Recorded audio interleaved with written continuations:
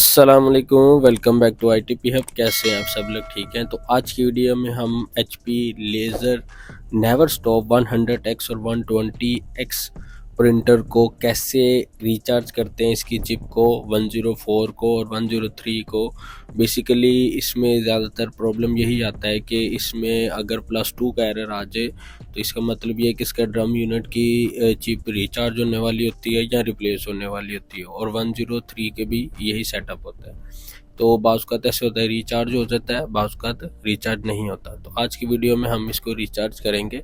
सबसे पहले हम 103 वाली बोतल बाय करके लेंगे, चाइना की या जेन्युइन। तो इसमें हमने इन कर देनी है, ठीक है। जैसे इन करेंगे कुछ सेकंड वेट करें तो इसमें ये आप देखें लाइट ब्लिंक हो रही है, और ऊपर वाली जो 103 वाली लाइट है वो भी ब्लिंक हो रही है। इसका मतलब ये है कि ये रिचार्जिंग पॉइंट पर है।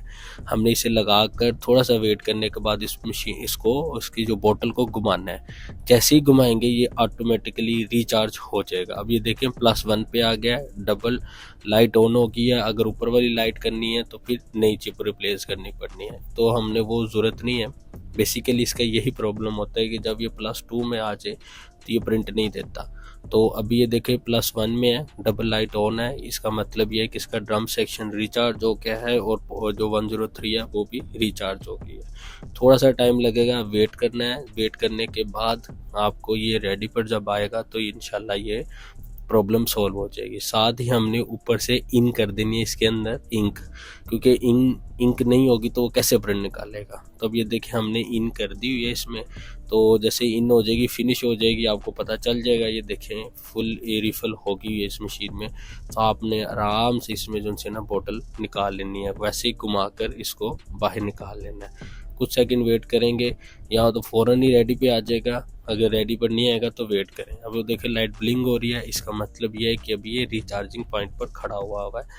जब ये +1 पे आ जाए और लाइट ब्लिंक कर रही है तो वेट करें, क्योंकि इसका ड्रम यूनिट रिचार्ज हो रहा है।